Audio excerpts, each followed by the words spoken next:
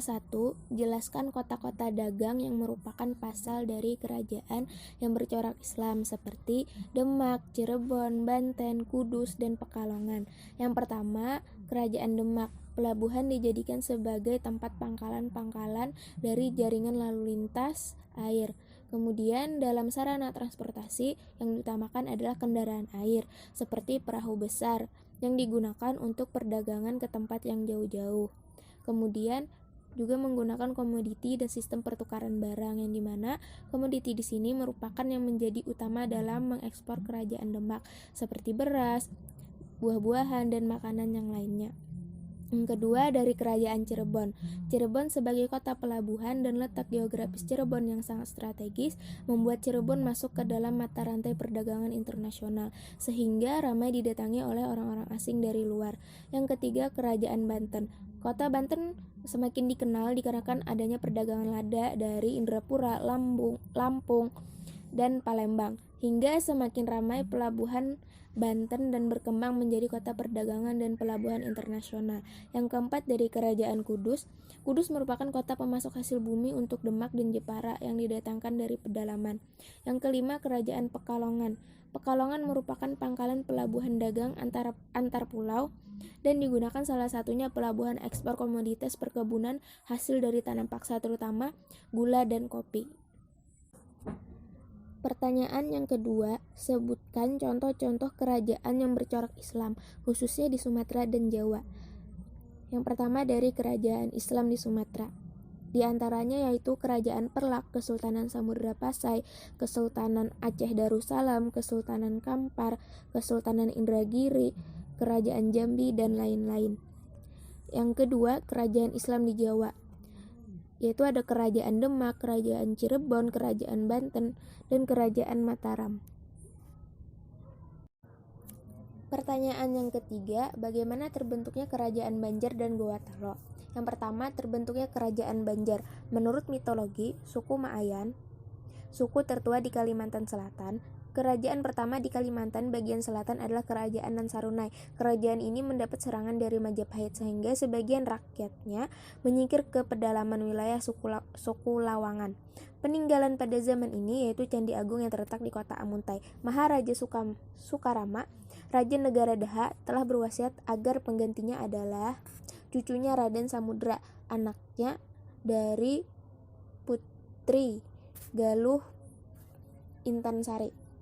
Ayah dari Raden Samudra adalah Raden Mentrijaya, putra dari Raden Begawan. Saudara Maharaja Sukarama, wasiat tersebut menyebabkan Raden Samudra terancam keselamatannya karena para putra Maharaja Sukarama juga berambisi sebagai raja dibantu oleh Arya Taranggana. Pangeran Samudra melarikan diri dengan sampan ke hilir Sungai Barito. Semeninggal Sukarama, Pangeran Mangkubumi menjadi Raja Negara Daha. Selanjutnya digantikan oleh Pangeran Temenggung yang juga putra Sukarama. Pangeran Tumenggung melakukan penyerangan ke Banjarmasin. Pangeran Samudra dibantu Kerajaan Demak dengan kekuatan 40.000 prajurit dengan armada sebanyak 1.000 perahu yang masing-masing memuat 400 prajurit mampu menahan serangan tersebut. Akhirnya Pangeran Tumenggung bersedia menyerahkan kekuasaan Kerajaan Daha kepada Pangeran Samudra. Kerajaan Negara Daha kemudian dileburkan menjadi Kesultanan Banjar yang beristana di Banjarmasin, sedangkan Pangeran Tumenggung diberi wilayah di Batangalai. Pangeran Samudra menjadi raja pertama Kerajaan Banjar dengan gelar Sultan Suryansah. Ia pun menjadi raja pertama yang masuk Islam dibimbing oleh Khatib Dayan. Yang kedua itu terbentuknya Kerajaan Gowatalo, yaitu pada awalnya terdapat 9 komunitas di daerah Gowatalo yang dikenal dengan nama Bate Salapang, 9 bendera yang kemudian menjadi pusat kerajaan Goa. Melalui berbagai cara, baik damai maupun paksaan, komunitas lainnya akhirnya membentuk Kerajaan Goa. Kerajaan komunitas lainnya, Kerajaan Goa. Kemudian Raja Goa yang pertama masuk Islam ialah I Mangerangi Daeng Mandra Biyang mendapat gelar Sultan Alauddin, dan Raja Kerajaan Talo I Malingkaang Daeng Mayonri yang mendapat gelar Sultan Abdullah Awwalun awalul Islam. Soal keempat, jelaskan peran Wali Songo dalam penyebaran Islam di Demak, Cirebon, Banten, dan Ternate Tidore. Dalam penyebaran Islam, peran Wali Songo diantaranya dengan mendirikan pondok pesantren, masjid untuk sebagai tempat mengajarkan agama Islam, menggunakan kegiatan sosial sebagai media berdakwah, menggunakan media wayang dengan memasukkan cerita-cerita ajaran Islam, mendakwah menggunakan cara timur yang dipakai cenderung seperti Timur Tengah yang lugas dan mendekati masyarakat dengan membangun infrastruktur. Pertanyaan kelima, berikan pembahasan pemaparan mengenai 3 tipologi kerajaan Islam, yaitu tipologi Sumatera, Jawa, dan Sulawesi. Yang pertama, kerajaan Islam di Sumatera. Yang pertama ada kerajaan Samudra Pasai, terletak di Aceh, di bagian pesisir timur Laut Aceh. Berdirinya Kesultanan Samudra Pasai masih dalam perdebatan ahli sejarah dan diperkirakan pertengahan abad ke-13. Raja pertama Malik al-Saleh dan merupakan pendiri kerajaan. Selama abad ke-13 sampai abad ke-16, Samudra Pasai menjadi bandar pelabuhan dan pusat perdagangan internasional. Yang kedua ada kerajaan Aceh, belum diketahui secara pasti kapan berdirinya, tapi diperkirakan pada abad ke-15. Muzaffar Shah, beliau adalah yang membangun kota Aceh Darussalam. Peletak dasar kebesaran kerajaan Aceh adalah Sultan Alauddin Riyayat Shah. Pada abad pemerintahan beliau, wilayah kekuasaan Aceh semakin meluas. Puncak kekuasaan kerajaan Aceh terletak pada masa Sultan Iskandar Muda. Yang ketiga ada kerajaan Minangkabau atau kerajaan Pangaruyung, dipimpin oleh Aditya Warman. Pengaruh Islam mulai berkembang di kerajaan Minangkabau kira-kira abad ke-16, kemudian pada abad ke-17 kerajaan Minangkabau berubah menjadi Kesultanan Islam yang dipimpin oleh Sultan Ali. Selanjutnya yaitu dari kerajaan Jawa. Yang pertama dari kerajaan Demak adalah kerajaan Islam pertama di Pulau Jawa, dipimpin oleh Raden Patah. Pada masa pemerintahan beliau banyak keberhasilan yang didapatkan, diantaranya perluasan dan ketahanan kerajaan. Dalam bidang keagamaan beliau mencoba menerapkan hukum Islam dalam berbagai aspek kehidupan. Yang kedua ada kerajaan Pajang yang dipimpin oleh Raja Sultan Adiwijaya. Pada masa pimpinan beliau banyak memperluas kekuasaannya di Jawa, pedalaman sampai ke Madiun dan Solo, serta mengembangkan kesusteraan dan kesenian Islam. Yang ketiga ada kerajaan Mataram yang dipimpin oleh Sutawijaya. Kehidupan masyarakat Mataraman tertata dengan baik, kebudayaan yang berkembang pesat seperti seni tari, pahat, suara, dan sastra.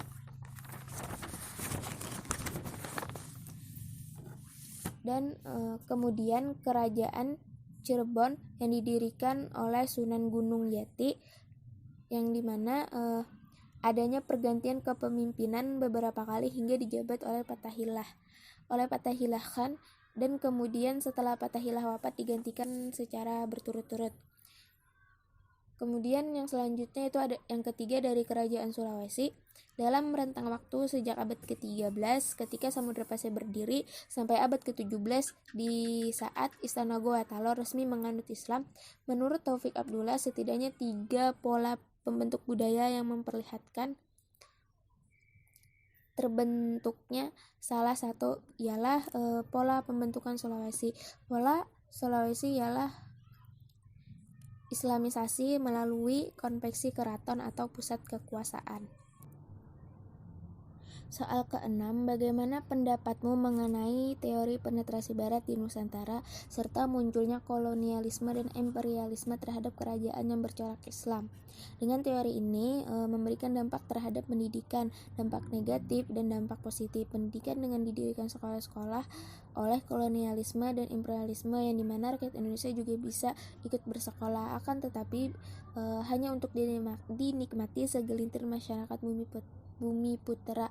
Terjadinya masa penjajahan yang dilakukan oleh para kolonialisme dan imperialisme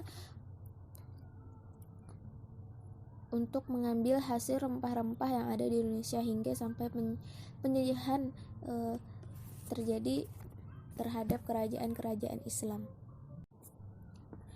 Soal ketujuh, apa saja yang menyebabkan konflik masyarakat Indonesia dengan bangsa asing?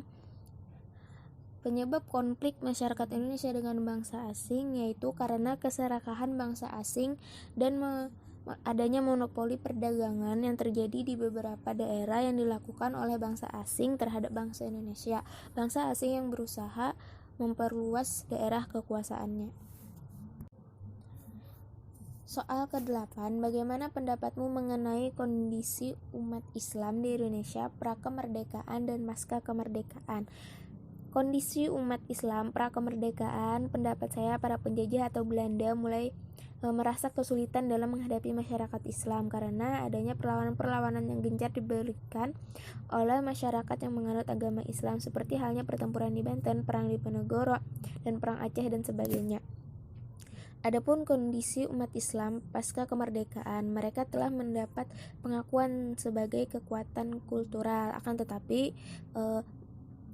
mencegah umat Islam untuk merumuskan bangsa Indonesia sebagai Islam. Pada masa Orde Lama, Islam diberi tempat tertentu di dalam konfigurasi paradoks, dan pada Orde Baru, Islam sudah mulai diakui sebagai landasan moral bagi pembangunan bangsa dan negara. Soal ke-9, jelaskan tentang penyebaran aliran-aliran besar tasawuf di Indonesia serta pengaruhnya di masyarakat. Penyebaran aliran-aliran besar tasawuf di Indonesia diawali abad ke-13 melalui kegiatan perniagaan serta membawa pesan dakwah Islam. Dan pelopor berkembangnya aliran tasawuf di Indonesia diantaranya Nuruddin Ar-Raniri, Abdurrofas Sinkili, dan sebagainya. Di samping tokoh-tokoh di atas, masih ada lagi tokoh yang lainnya setelah selesai studi di Timur Tengah serta pulang ke tanah air dan menyebarkan ajaran tasawuf, di antaranya Abdus Somad Al-Falimbani dan Muhammad Arsyad Al-Banjari. Adapun pengaruhnya terhadap masyarakat tampak dari sikap pantang menyerah membela negara yang merupakan bagian dari iman, dan tasawuf memiliki peranan penting dalam kehidupan masyarakat umat Islam tidak hanya dalam bidang agama tetapi juga dalam bidang lain. Soal ke-10, jelaskan mengenai aspek peninggalan Islam dari segi bangunan, sastra, budaya, politik, sosial, dan perekonomian. Peninggalan Islam dari segi bangunan ialah masjid dan keraton. Peninggalan Islam dari segi sastra ialah suluk, syair, hikayat, dan babat. Peninggalan Islam dari segi budaya ialah seni gamelan, seni tari, kaligrafi. Kemudian peninggalan Islam dari segi politik yang dahulu masih kental dengan Hindu-Buddha yang mana dianggap sebagai titisan dewa. Setelah kemudian diganti dengan sistem khalifah, yaitu ketika pengaruh Islam mulai masuk.